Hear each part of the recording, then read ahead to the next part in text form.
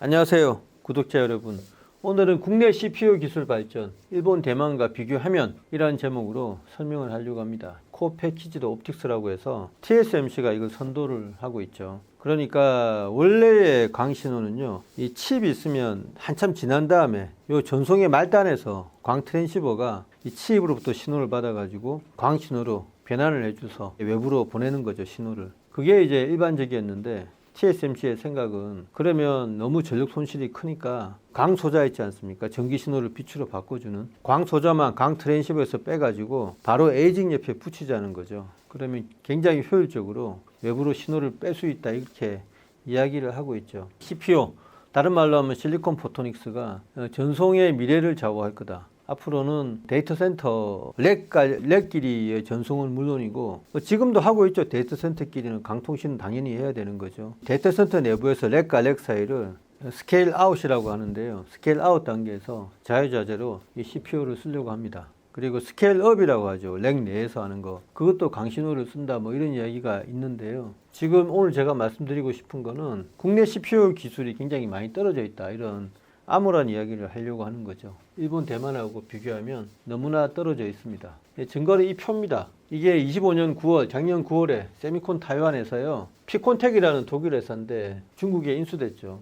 일본 회사 센코, 그 다음 비즈링크 홀딩스는 대만입니다. 세 회사가 연대해가지고 발표를 했죠. 같이 우리가 CPU 양산을 위해서 완전 자동화 시스템을 개발하겠다 발표를 했고요. 에어로텍은 미국 비상장 회사입니다. 산테 홀딩스라는 회사는 일본 상장사고요. 센코는 일본의 비상장 회사인데 올해 1월 달에 포토닉 웨스트 이런 행사에서 연대를 발표했죠. 아예 공동 상표도 등록을 했더라고요. 목표는 뭐냐면 MPC, 다채널 액티브 얼라이먼트 시스템 개발하겠다, 이렇게 된 건데, MPC는 이게 수직으로 강신호를 붙이는 그런 장치를 말하는 겁니다.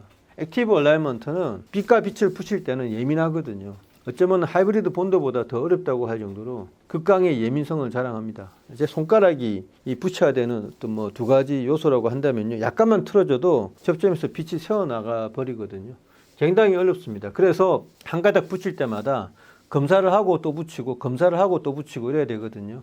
그러니까 붙인 상태에서 빛을 보내봐서 이게 빛이 별로 안 새어나가면 그 상태가 최적이라고 판단해서 바로 붙여버리는 겁니다. 그게 액티브 얼라이먼트거든요. 다 붙이고 나서 나중에 광신호를 흘려보내는 패시브 얼라이먼트하고는 급이 다른 기술입니다. 굉장히 시간도 걸리고 수율도 떨어지는데 지금 요거 하겠다고 이 목표를 내세웠었고요. 그 다음에 US 코넥하고 하쿠산, 산하는 다 비상장 회사입니다. 회사는 커넥터 개발하는 회사인데 이 회사에서는 MMC라고 4세대 수평 커넥터를 개발하겠다고 이렇게 나섰죠.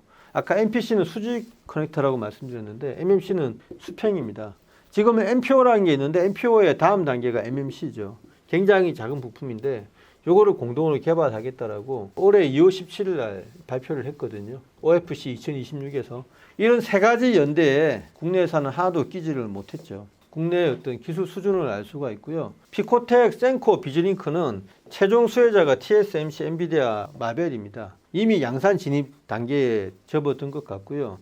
TSMC의 어떤 기술 생태계에 딱 활용 정점을 찍을 수 있는 마지막 어떤 기술적인 난관이죠. 그거를 하겠다는 건데 TSMC나 엔비디아 쪽에서는 쌍수를 두고 환영할 만한 일이죠. 그리고 에어로텍, 산텍, 센코는요, 역시 목적이 TSMC를 기쁘게 하겠다는 건데 이 선발 주자가 있잖아요. 경쟁을 해야 됩니다. 여기 보시면 알지만 센코라는 회사는 일본 회사인데 여기도 끼어들고 여기도 끼어들었죠. 누가 이길지 모르니까 박쥐처럼 양쪽 다 발을 거쳐놓자, 이런 지극히 일본스러운 발상을 하고 있는 거죠. 놀랍지만 양쪽에서 다 받아줬습니다. 센코라는 회사의 위상을 알 수가 있겠죠. US 코넥 하쿠산은요, 세계 1, 2위 커넥터 업체입니다. 그러니까 이 붙이는 커넥터, 광 커넥터, 그것도 일종의 컨센터처럼 붙였다 뗐다 하는 거거든요. 굉장히 정밀한 부품인데 세계 1위가 US 코넥이고요. 2위가 하쿠산인데 둘 다 비상장입니다. 산하 회사도 있고. 이 회사는 아까 말씀드렸지만 이걸 개발해가지고 누구한테 이거를 공급을 하려고 하냐면 데이터 센터, 강배선 전반하는 모든 업체에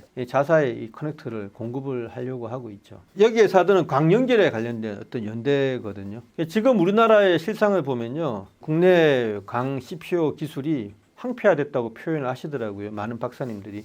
왜 그러냐? 20년 전에 광산업에서 대기업들이 전면 철수했다고 합니다. 2000년 초반에 굉장히 불황이 왔을 때 돈이 안 된다고 판단한 거죠. 돈이 되는 디스플레이, D램 이쪽으로 몰아라야 돼가지고 강산업 전반으로 다 철수를 해버렸다고 하더라고요. 그래서 이때 많은 부품업체들이 꽃을 피우지 못하고 사그러들었고요. 지금 20년간의 사막 지대라고 해야 되나요? 거의 뭐 항폐된 시기를 거쳐서 이제 조금 다시 시작해 보려는 그런 단계라고 합니다. 근데 강산업은 세 가지가 있어야 된다고 합니다. 강원 산업이 있어야 되는데 뭐 루멘텀이나 코일런트가 하는 이 CPU 전용 레이저 장비가 있거든요. 그 강원을 우리나라는 만들지는 못합니다. 전무하고요. 강 계측도 어려운데 요거는 한 회사가 합니다. 하는데 이게 그 웨이퍼 패키징 단계 강 검사는 못하고요. 다른 형태의 편광을 이용해서 계측을 하는 그 정도 기술에 머물러 있다고 하거든요. 그러니까 해외에 있는 업체하고는 기술력이 좀 떨어지고 있다 생각이 되고요. 그리고 광연결 하는 거는 한 회사가 있습니다. 그 광연결 장비를 생산하는 회사를